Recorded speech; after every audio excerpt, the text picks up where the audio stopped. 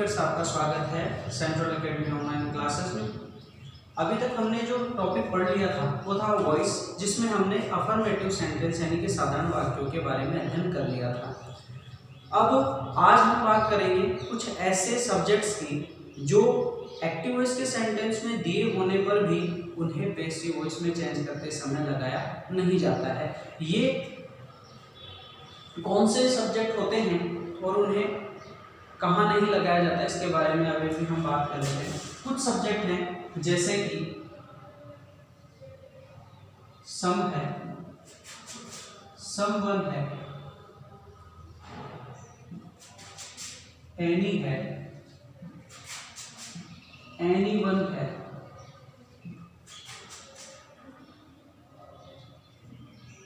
Anybody है,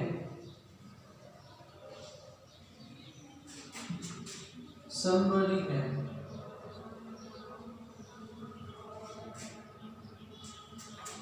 या one है,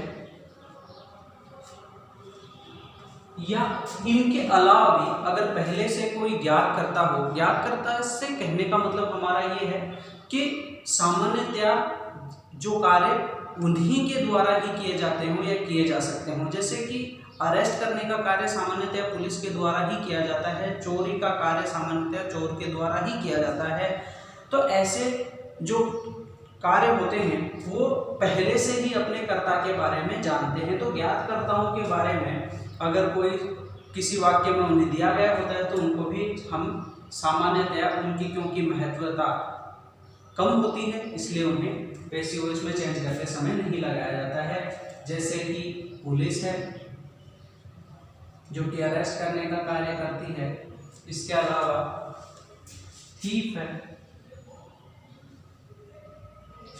या इसके अलावा कई वाक्यों में आई और वी भी दिया गया हो सकता है, या स्टूडेंट्स है,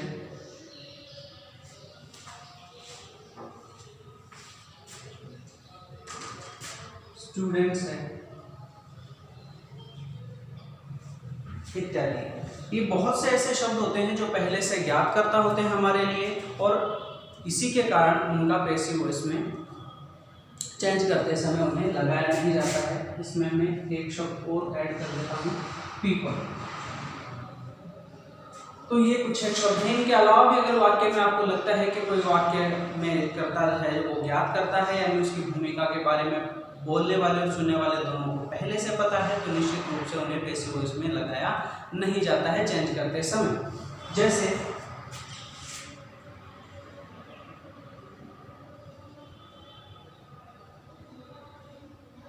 people eat rice in West Bengal.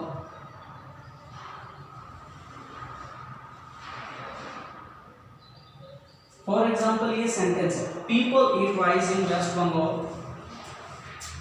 ये एक्टिव वॉइस का एक सेंटेंस है। पैसिव वॉइस में अगर हम इसे चेंज करेंगे, सबसे पहला हमारा कार्य क्या था अभी तक हमने सीखा, सब्जेक्ट के स्थान पर क्या लाना होता है, ऑब्जेक्ट। सब्जेक्ट दिया गया है पीपल, इसकी जगह हमें क्या लाना है, ऑब्जेक्ट लाना है। ऑब्जेक्ट क्या है, क्या खाने का काम करते हैं, राइस।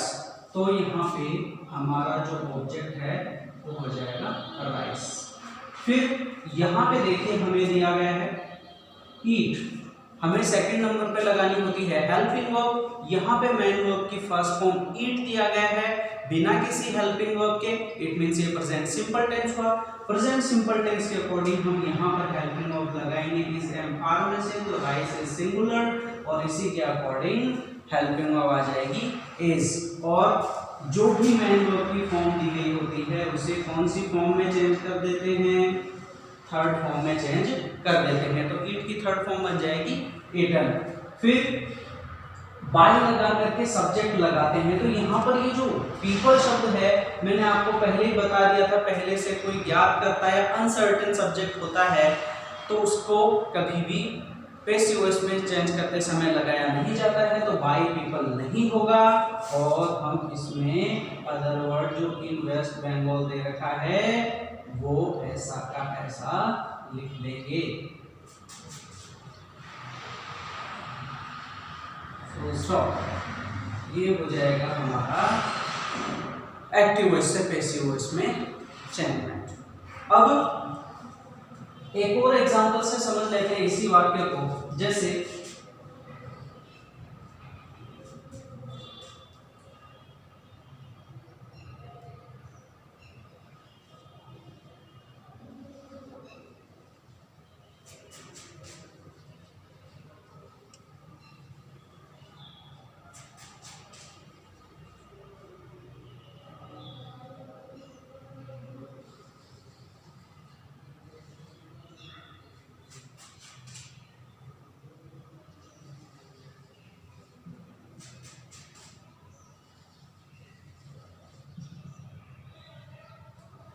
फॉर एग्जाम्पल ये सेंटेंस है, police arrested the thief last night. इसको हम पैसिव वॉइस में चेंज करेंगे।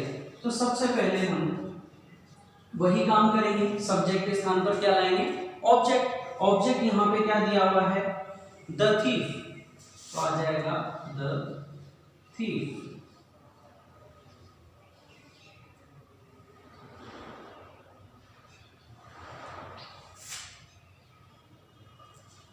फिर इसके बाद हम लगाएंगे हेल्पिंग वर्ब टेंस के अकॉर्डिंग। यहाँ पे अरेस्टेड दे रखा है बिना किसी हेल्पिंग वर्ब के, इट मींस ये सेकंड फॉर्म है, थर्ड फॉर्म नहीं है। तो थर्ड फॉर्म नहीं है, सेकंड फॉर्म है, इट मींस ये पास्ट सिंपल टेंस हुआ। पास्ट सिंपल टेंस के अकॉर्डिंग हेल्पिंग वर्ब लगाएंगे वाज या वर में से आ जाएगी, द थीफ सिंगुलर है इसलिए वाज। और अरेस्टेड दे रखा है, तो अरेस्टेड की थर्ड फॉर्म भी क्या होती है, अरेस्टेड ही होती है। फिर हम लगाते हैं बाय लगा करके सब्जेक्ट। मैंने आपको बता दिया सर्टेन सब्जेक्ट ज्ञात करता पहले से होता है, निश्चित करता होता है, तो निश्चित रूप से उसे नहीं लगाते हैं, बाय प्लेस नहीं लगेगा। हम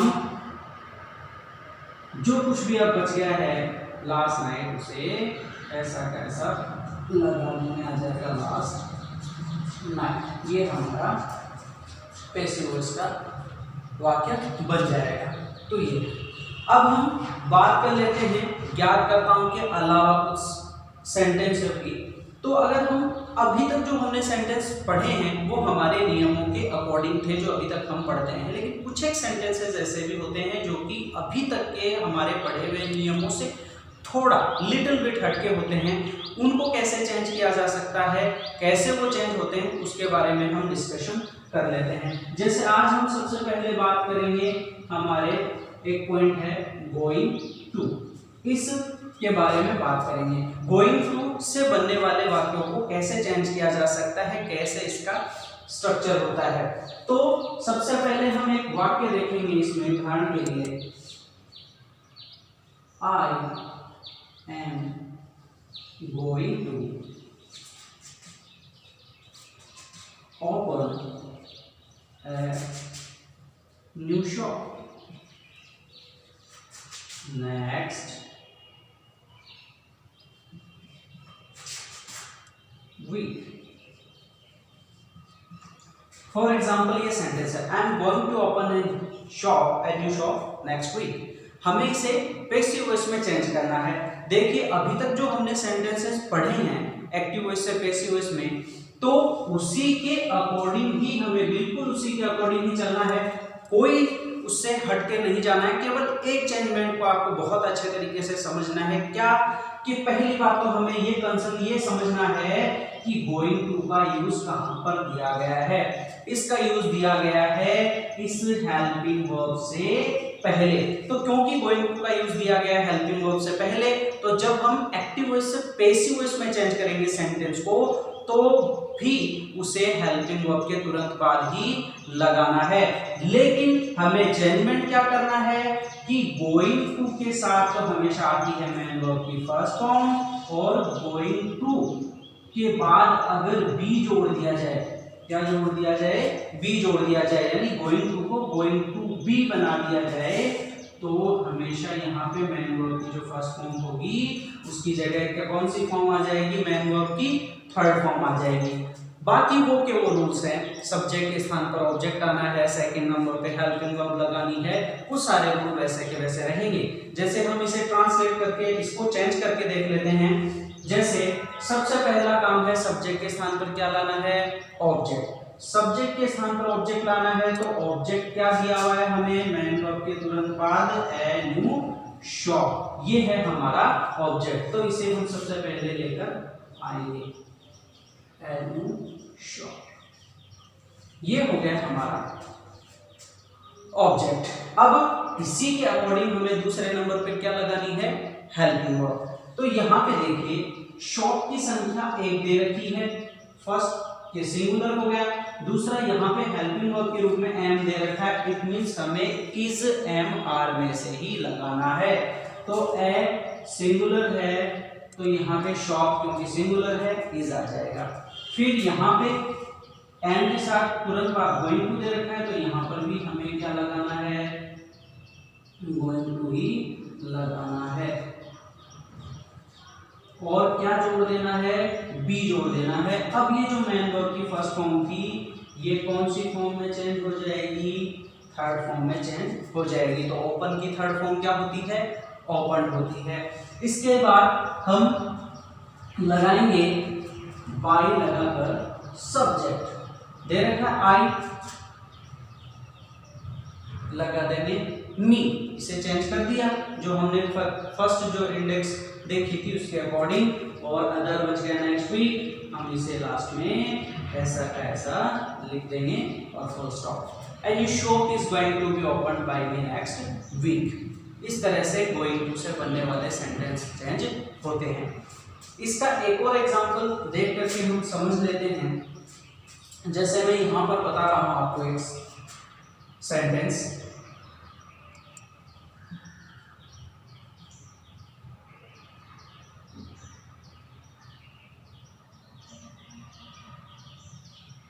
they were going to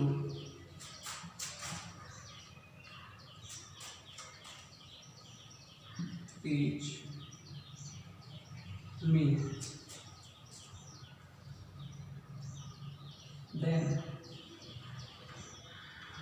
they were going to teach me then।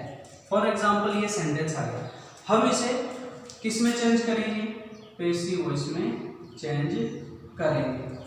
इस सेंटेंस को हम किस में चेंज करेंगे, पैसिव वॉइस में चेंज करेंगे। अब पैसिव वॉइस में चेंज करेंगे तो सबसे पहले हमें क्या करना है, वही काम करना है कि सब्जेक्ट के स्थान पर क्या लेके आना है, ऑब्जेक्ट। यहाँ पे हमें ऑब्जेक्ट दे रखा है मी, मी को हम सब्जेक्ट के स्थान पर लाएंगे तो मी किस में चेंज हो जाएगा, बिल्कुल आई में चेंज हो जाएगा, आई में चेंज हो जाएगा।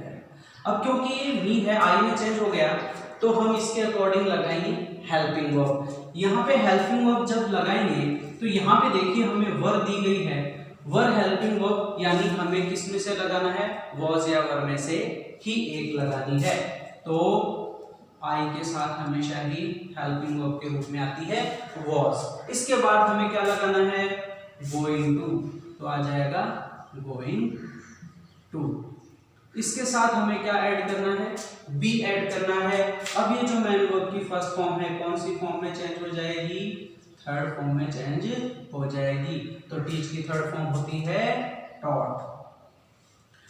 अब जैसे ही ये टीच की थर्ड फॉर्म टॉट बन जाएगी हम यहाँ पे लगा देंगे बाई लगाकर सब्जेक्ट, दे रखा है क्या आ जाएगा, देन, और उसके बाद अदर बच गया देन, हम उसे ऐसा का ऐसा लिख देंगे, I was going to be taught by them then. इस तरह से ये सेंटेंस है एक्टिव वॉइस से पैसिव वॉइस में चेंज हो जाएगा। तो ये था हमारा गोइंग टू से रिलेटेड एक्टिव वॉइस से पैसिव वॉइस बनाने का रूल। अब हम एक नए टॉपिक के बारे में, इसी से संबंधित एक नई चीज के बारे में बात कर लेते हैं। अगर मान लीजिए किसी भी सेंटेंस में हमें वर्ब है वो टू के साथ ऐड करके दी गई हो, यानी टू प्लस मैन वर्ब की फर्स्ट फॉर्म दी गई हो। अगर किसी भी सेंटेंस में हमें मैन वर्ब की फर्स्ट फॉर्म टू के साथ ऐड करके दी गई हो तो हम उसे किस तरह से चेंज कर सकते हैं। तो इसको सीधा सीधा हम उसी रूल के अकॉर्डिंग, जैसा कि हमने इसमें देखा था, हम टू के तुरंत बाद बी जोड़ देंगे और जो मैन वर्ब की फर्स्ट फॉर्म होगी उसे किसमें चेंज कर देंगे, थर्ड फॉर्म में चेंज कर देंगे। जैसे हम इसके बारे में एक उदाहरण देख लेते हैं। एक्टिव वॉइस का सेंटेंस देखिए, she is to do it now. For example ये सेंटेंस है, she is to do it now. अब ये क्योंकि अभी तक हमने जो सेंटेंस पढ़े थे उसी के अकॉर्डिंग आएगा, लेकिन उससे थोड़ा सा चेंजमेंट ये आ जाता है कि यहाँ पर मैन वर्ब की फर्स्ट फॉर्म से पहले टू दिया गया होता है। तो इसको कैसे चेंज कर सकते हैं, देखिए सबसे पहले हमारा नियम था क्या, सब्जेक्ट के स्थान पर क्या लेकर आना है, ऑब्जेक्ट लेकर आना है। तो यहाँ पे ऑब्जेक्ट दे रखा है मैन वर्ब की फर्स्ट फॉर्म के तुरंत बाद इट, तो हम सबसे पहले क्या लगाएंगे, इट लगा देंगे। तो ये हो गया हमारा ऑब्जेक्ट। अब इसी के अकॉर्डिंग हमें हेल्पिंग वर्ब लगानी है। यहाँ पे इज दे रखा है, इट मींस हमें इज एम आर में से ही एक लगानी है, तो इट के अकॉर्डिंग आ जाएगा इज। फिर यहाँ पे देखिए इसके तुरंत बाद टू दे रखा है, तो यहाँ पर भी हम क्या करेंगे, टू लगा देंगे, लेकिन इसके साथ हम क्या ऐड कर देंगे, बी। अब जैसे ही बी ऐड होगा टू के साथ तो मैन वर्ब की फर्स्ट फॉर्म थर्ड फॉर्म में चेंज हो जाएगी। तो डू दे रखा है मैन वर्ब की फर्स्ट फॉर्म, थर्ड फॉर्म में चेंज हो जाएगी। तो डू की थर्ड फॉर्म क्या होती है, डन होती है। इसके बाद हम लगा देंगे बाई और सब्जेक्ट दे रखा है शी, चेंज हो जाएगा हर में, और नाउ ऐसा का ऐसा लिख देंगे और आ जाएगा फुल स्टॉप। ये होती है अगर किसी मैन वर्ब की फर्स्ट फॉर्म से पहले टू दिया गया हो तो उसे चेंज करने का नियम। कुछ नहीं करना है आपको, ये जो टू प्लस मैन वर्ब की फर्स्ट फॉर्म दी गई है उसे to be plus main verb की थर्ड फॉर्म में चेंज कर देना है। आपका सेंटेंस है ऑटोमेटिकली एक्टिव वॉइस से पैसिव वॉइस में सही तरीके से चेंज हो जाएगा। बाकी पहले वाले रूल्स हमें वैसे के वैसे फॉलो करने हैं। एक और एग्जांपल से हम समझ लेते हैं, बहुत ही सरल है, आपको बस थोड़ा सा ध्यान देने की आवश्यकता है। जैसे कि we were to close, we were to close the shop, we were to close the shop। ये सेंटेंस है, हमें इसे पैसिव वॉइस में चेंज करना है, तो वही रूल्स हमें एक बार फिर फॉलो करने हैं। सबसे पहले हमें क्या करना है कि सब्जेक्ट के स्थान पर ऑब्जेक्ट लेकर आना है। ऑब्जेक्ट हमेशा दिया होता है मैन वर्ब के तुरंत बाद, मैन वर्ब के तुरंत बाद लिखा है द शॉप, ऐसा का ऐसा लिख देंगे। अब यहाँ पे हेल्पिंग वर्ब दे रखी है वर्ब, इट मींस हमें वॉज या वर्ब में से ही एक यूज लेनी है। तो द शॉप सिंगुलर है, आ जाएगा वॉज। इसके तुरंत बाद यहाँ पे टू दे रखा है, इट मींस हमें टू बी में इसे चेंज कर देना है। मैन वर्ब की फर्स्ट फॉर्म क्लोज है, क्लोज को थर्ड फॉर्म में चेंज कर देंगे, आ जाएगा क्लोज, और लगा देंगे बाई प्लस सब्जेक्ट दे रखा है वी, चेंज हो जाएगा अस में, अदर कुछ है नहीं, फुल स्टॉप। ये हो जाएगा हमारा टू प्लस मैन वर्ब की फर्स्ट फॉर्म दिए हुए सेंटेंसों को चेंज करने का नियम। तो अभी तक हमने बात कर ली थी जिन सेंटेंसों की, उनके बाद अगर हम बात करें नेक्स्ट सेंटेंसों की, तो देखिए सबसे पहले हमारा जो ऐसे सेंटेंस के बारे में बात करेंगे जहां पर देयर शब्द का यूज इंट्रोडक्टरी सब्जेक्ट के रूप में किया जाता है। जहां पर देयर शब्द का यूज किसके रूप में किया जाता है, इंट्रोडक्टरी सब्जेक्ट के रूप में किया जाता है। इंट्रोडक्टरी सब्जेक्ट से मतलब यहाँ पर यह है कि ऐसे वाक्य जिनकी शुरुआत किससे होती है, देयर से होती है। जिन सेंटेंसों की शुरुआत देयर से होती है उन वाक्यों को चेंज किस तरीके से कर सकते हैं। फॉर एग्जाम्पल मैं एक सेंटेंस लिख रहा हूँ, बहुत ही सरल तरीके से इसे चेंज किया जा सकता है, लेकिन इसका रूल पता होना चाहिए, क्योंकि ये इंपॉर्टेंट इसलिए है कि अभी तक के नियम जो हमने पढ़े हैं उससे थोड़ा सा हटके हैं। देखिए जैसे कि एग्जांपल है, there was nothing, there was nothing to hide, there was nothing to hide। जैसे एग्जांपल के तौर पर हम ये एक सेंटेंस देख लेते हैं। अब इस सेंटेंस को हम अगर पैसिव वॉइस में चेंज करेंगे, इसमें पैसिव वॉइस में चेंज करेंगे, पैसिव वॉइस में चेंज करेंगे तो हमें इसमें कुछ भी नहीं करना है, केवल एक नियम का पालन करना है। क्या? कि जहां पर वाक्य में टू दिया गया है, क्या दिया गया है? टू। तो सेंटेंस में जहां पर टू दिया गया है उसके तुरंत बाद हम क्या ऐड कर देंगे? बी ऐड कर देंगे, और बी जोड़ने के बाद, ऐड करने के बाद जो मैन वर्ब की फर्स्ट फॉर्म होगी उसे मैन वर्ब की कौन सी फॉर्म में चेंज कर देंगे? थर्ड फॉर्म में चेंज कर देंगे। इस तरह से हमारा जो सेंटेंस है वो एक्टिव वॉइस में पैसिव वॉइस, एक्टिव वॉइस से पैसिव वॉइस में चेंज हो जाएगा। जैसे इस सेंटेंस को पैसिव वॉइस में चेंज करेंगे तो आ जाएगा देयर वाज नथिंग टू। यहां तक हमने बिल्कुल बिना किसी चेंज के ऐसा कैसा लिख दिया है वाक्य, कोई चेंजमेंट नहीं किया है। टू के बाद हमें क्या ऐड कर देना है? बी, और जो मैन वर्ब की फर्स्ट फॉर्म दी गई होगी उसे कौन सी फॉर्म में चेंज कर देना है?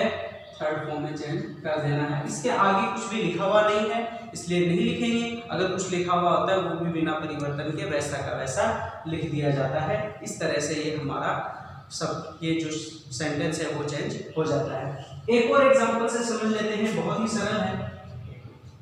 जैसे एक एग्जांपल और है,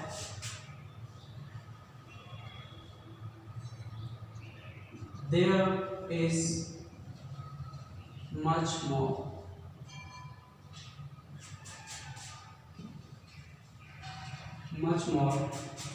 to learn। फॉर एग्जाम्पल ये सेंटेंस दिया गया है, there is much more to learn. इस सेंटेंस को हम पैसिव वॉइस में चेंज करेंगे तो वही रूल अपनाना है। टू तक हमें सेंटेंस में कोई चेंजमेंट नहीं करना है, लेकिन टू के बाद हमें क्या जोड़ देना है? बी, और जो मैन वर्ब की फर्स्ट फॉर्म दी गई होगी उसे कौन सी फॉर्म में चेंज कर देना है? थर्ड फॉर्म में चेंज कर देना है। वही रूल हमें यहाँ फॉलो करना है। सबसे पहले there is much more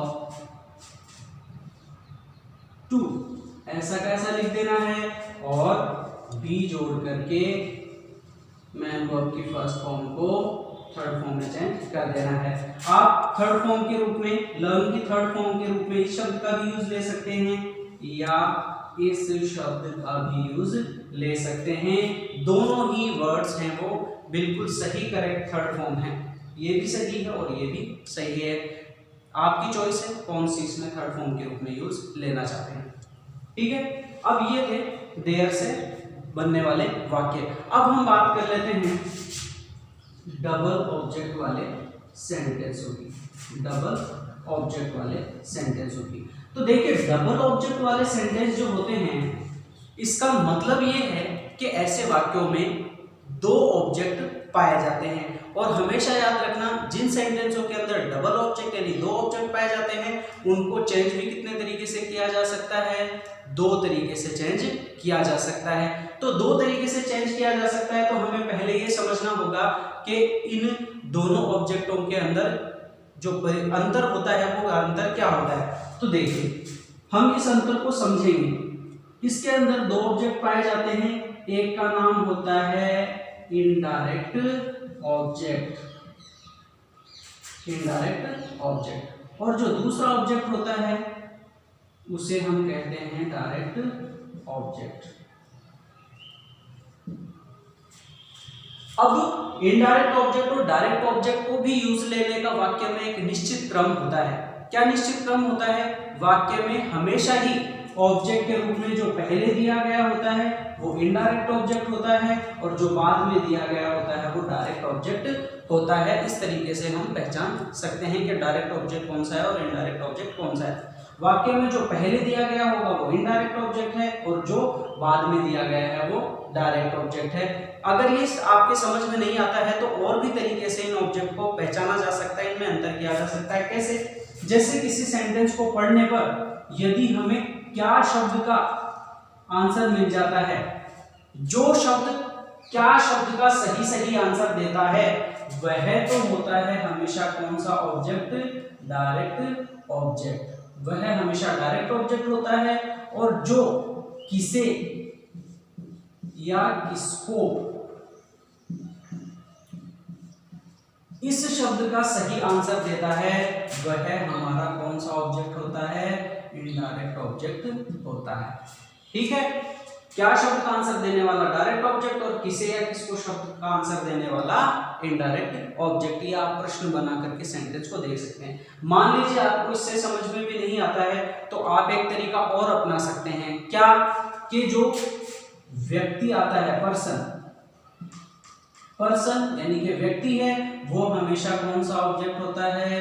indirect object होता है। और जो वस्तु होती है वो हमेशा ही कौन सा ऑब्जेक्ट होती है? डायरेक्ट ऑब्जेक्ट होती है।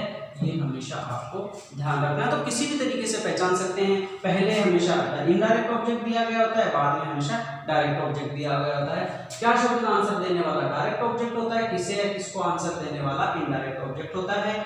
व्यक्ति हमेशा इनडायरेक्ट ऑब्जेक्ट होता है, वस्तु हमेशा डायरेक्ट ऑब्जेक्ट होती है। इनमें से आप किसी भी तरीके से डायरेक्ट और इनडायरेक्ट ऑब्जेक्ट को समझ सकते हैं। अब एग्जांपल्स के द्वारा समझ लेते हैं कि किस तरीके से ऐसे सेंटेंसों को चेंज किया जा सकता है। जैसे he gave me a letter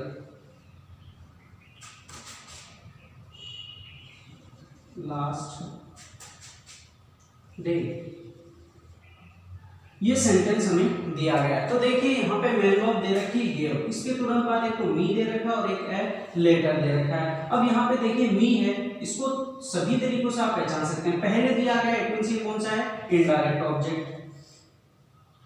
दूसरा व्यक्ति है, मी हमेशा व्यक्ति के लिए आता है तो ये हमें इसके कारण से भी हो गया ये इनडायरेक्ट ऑब्जेक्ट। और तीसरा अगर नियम हम इसमें बताएं तो किसे या किसको। देखिए इसका सेंटेंस का उदाहरण देखिए, he gave me, he gave उसने दिया,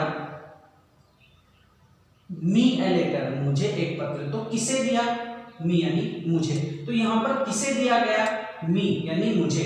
तो ये किसे शब्द का आंसर दे रहा है, इसलिए इनडायरेक्ट ऑब्जेक्ट हो गया। किसी तरीके से पहचान सकते हैं। फिर क्या दिया? ए लेटर, ये हो गया हमारा डायरेक्ट ऑब्जेक्ट। तीनों ही नियमों से हम पहचान सकते हैं। बाद में दिया गया इसलिए भी डायरेक्ट ऑब्जेक्ट है। क्या शब्द का आंसर दे रहा है इसलिए भी डायरेक्ट ऑब्जेक्ट है। क्या दिया? ए लेटर, तो ये इसका आंसर दे रहा है। और वस्तु है, ए लेटर वस्तु है, इसलिए भी ये डायरेक्ट ऑब्जेक्ट है। तो ये हो गया हमारा डायरेक्ट ऑब्जेक्ट। तो अब क्योंकि इस वाक्य में ऑब्जेक्ट भी दो हैं तो इसी कारण से इसे बनाया भी दो तरीके से जा सकता है, यानी इसको एक्टिव वॉइस से पैसिव वॉइस में दो तरीके से चेंज किया जा सकता है। पहला तरीका हम देख लेते हैं। जैसे हम सबसे पहले इसे चेंज करेंगे किसके अकॉर्डिंग? डायरेक्ट ऑब्जेक्ट के अकॉर्डिंग। तो सबसे पहले हम डायरेक्ट ऑब्जेक्ट से इसे चेंज करेंगे। तो सबसे पहले सब्जेक्ट के स्थान पर डायरेक्ट ऑब्जेक्ट लिख देंगे, आ जाएगा ए लेटर। ए लेटर लिख दिया हमने। इसके बाद हम लगाएंगे सेकंड नंबर पर हमारी हेल्पिंग वर्ब। हेल्पिंग वर्ब यहाँ पे देखिए गेव दे रखा है, मैन वर्ब की सेकंड फॉर्म। मैन वर्ब की सेकंड फॉर्म अगर किसी सेंटेंस में दी गई होती है तो हमेशा ही हेल्पिंग वर्ब के रूप में वॉज या वर दिया गया लगाया जाता है। तो हम यहाँ पर ए लेटर सिंगुलर है इसलिए हेल्पिंग वर्ब वॉज लगा देंगे। इसके बाद जो मैन वर्ब की सेकंड फॉर्म है उसे कौन सी फॉर्म में चेंज कर देंगे? थर्ड फॉर्म में चेंज कर देंगे। ठीक है, अब देखिए यहाँ पे मैन वर्ब के तुरंत बाद क्या दे रखा है? Indirect object. तो इनडायरेक्ट ऑब्जेक्ट मी दे रखा है। देखिए इसका नाम ही क्या है? Indirect object. इनडायरेक्ट ऑब्जेक्ट यानी जो प्रत्यक्ष ना हो। तो जो प्रत्यक्ष ना हो, इनडायरेक्ट हो, उसे हम क्या लगा करके जोड़ते हैं? मी लगाकर जोड़ते हैं। याद रखना हमेशा इनडायरेक्ट ऑब्जेक्ट कैसे जुड़ता है, टू लगाकर जुड़ता है जब हम पैसिव वॉइस बनाते हैं। तो मी का मी आ जाएगा, इससे पहले टू जुड़ जाएगा। फिर हम लगा देंगे बाय प्लस सब्जेक्ट, ही दे रखा था हमारी इंडेक्स के अकॉर्डिंग हम इसे हिम में चेंज कर देंगे। लास्ट डे दे रखा है, लास्ट डे ऐसा का ऐसा लिख देंगे, फुल स्टॉप। ये हो जाएगा हमारा डायरेक्ट ऑब्जेक्ट के अकॉर्डिंग। अब अगर हम इसी सेंटेंस को इनडायरेक्ट ऑब्जेक्ट के अकॉर्डिंग चेंज करें तो देखिए, इसको इनडायरेक्ट ऑब्जेक्ट के अकॉर्डिंग चेंज करेंगे तो सबसे पहले हमें क्या काम करना है, इनडायरेक्ट ऑब्जेक्ट को सब्जेक्ट की जगह लाना है। तो ये इनडायरेक्ट ऑब्जेक्ट है, इसे जब हम यहाँ पे लाएंगे तो मी इसमें बदल जाएगा, आई में बदल जाएगा। अगर आपको पहली लिस्ट याद है तो पता होगा आपको। इसके बाद हम सेकंड नंबर पे हमेशा ही हेल्पिंग वर्ब लगाते हैं, तो आई के अकॉर्डिंग हम लगा देंगे हेल्पिंग वर्ब वाज, क्योंकि यहाँ पे हमें सेकंड फॉर्म दी गई है उसके अकॉर्डिंग। फिर इसके बाद लगा देंगे मैन वर्ब की थर्ड फॉर्म, तो गेव की थर्ड फॉर्म होती है गिवन। इसके बाद हम लगा देंगे डायरेक्ट ऑब्जेक्ट। अब इसका नाम ही डायरेक्ट ऑब्जेक्ट है तो ये डायरेक्ट जुड़ जाएगा, लेटर ऐसा का ऐसा आ जाएगा। फिर इसके बाद हम लगा देंगे बाय लगाकर सब्जेक्ट, ही दे रखा है, किसमें चेंज हो जाएगा, हिम में, और लास्ट डे है ऐसा कैसा लिख देंगे, फुल स्टॉप। ये है हमारा डबल ऑब्जेक्ट वाले सेंटेंसों को बनाने का तरीका। अब देखिए, हमने एक तरीका तो ये समझ लिया है, एक सेंटेंस इसका और देख लेते हैं कि किस तरीके से इसको चेंज किया जा सकता है। एक सेंटेंस और देख लेते हैं उदाहरण के तौर पे। तो एक एक्टिव वॉइस का सेंटेंस भी यहाँ पे लिख रहा हूं, जैसे